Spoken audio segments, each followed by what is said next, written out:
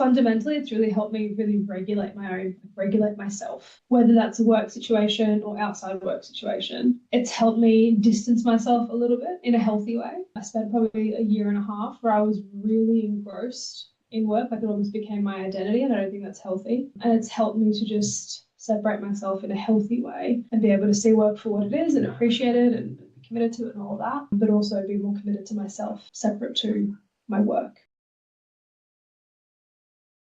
It was kind of a combination of things, to be honest. So I'd broken up with a partner earlier on in the year.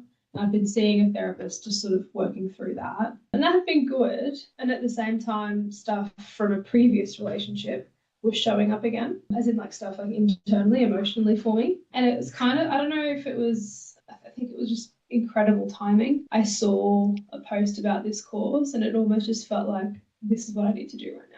It's time to actually do something like this. So in terms of specifically what was going on for me, it was mainly relationship focused, but mainly me feeling like I'm stuck, feeling the same things and reacting in the same way to the same feelings that were coming up. And I was doing so many other things. Like I started running a bit more, like running more competitively and working on different things and sort of, keeping myself really busy. But emotionally, I just felt like I was drowning a little bit, to be honest. Like I was in a bit of a hole and I just needed to start to climb out of it. And that's when this came up at the same time. And I was like, okay, I think give it a try. What the hell? Why not?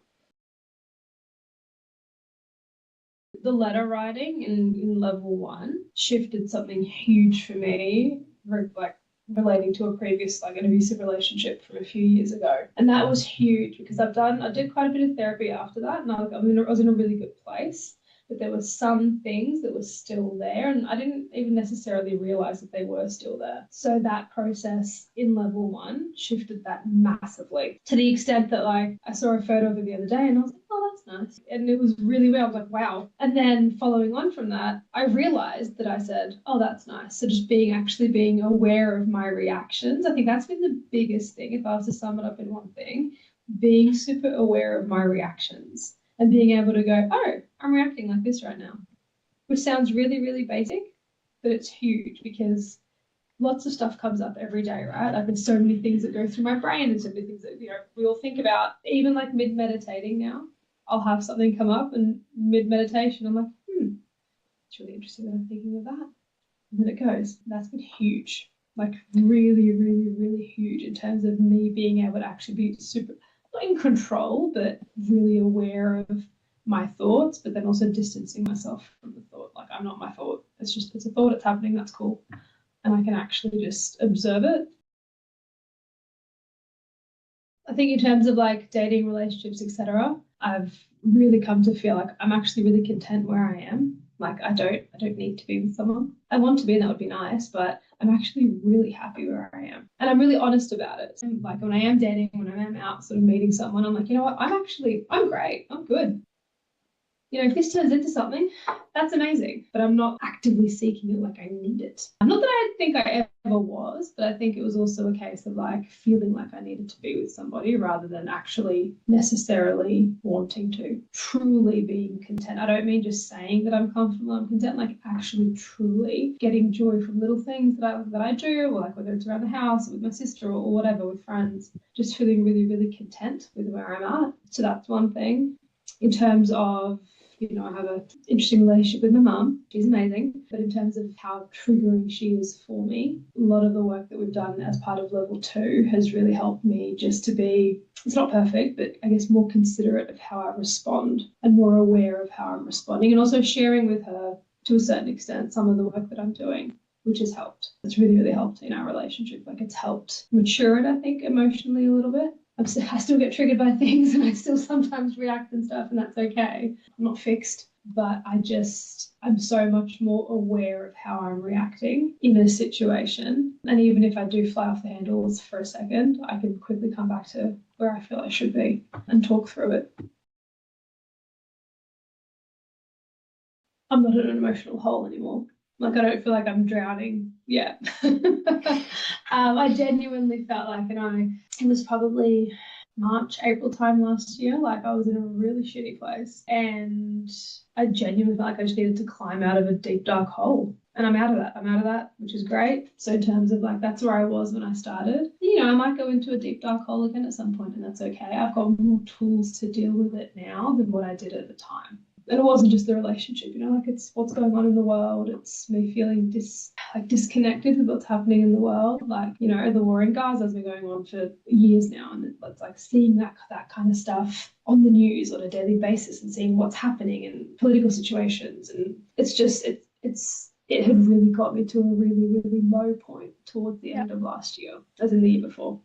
And then that, with the relationship like breaking down on top of that, was kind of just the cherry. And I think I just dipped into a place that was really, really dark.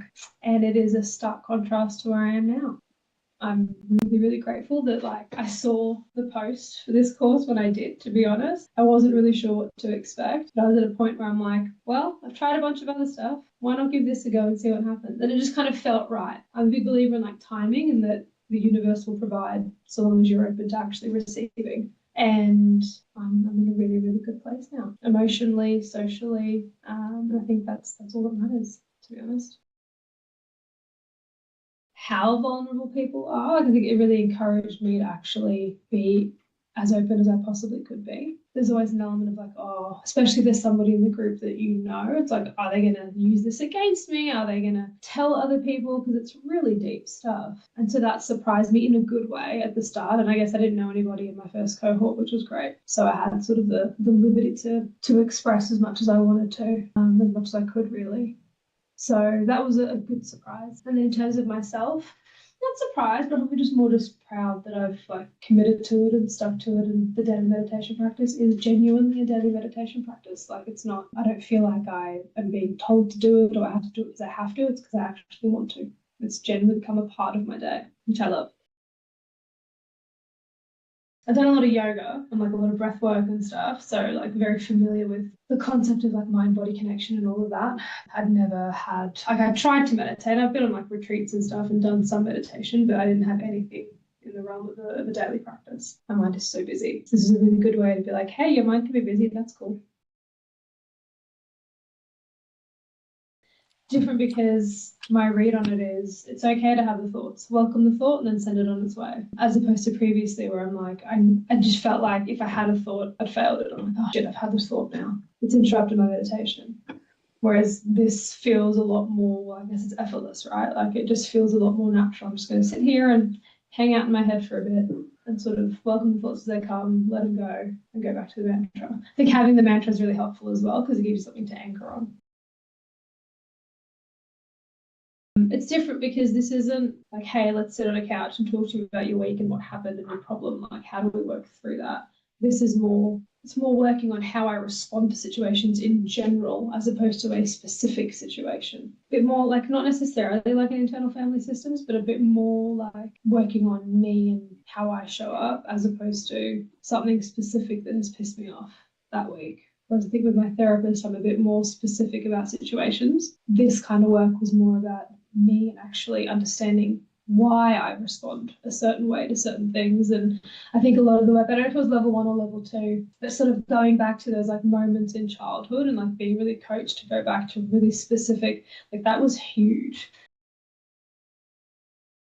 Oh God, anyone who's open to doing it. Because I think one of the biggest things about this kind of work is you have to be open to actually trying stuff. So I think this is really good for anybody who wants to actually evolve themselves emotionally, and evolve is probably not the right word, but I guess work on themselves emotionally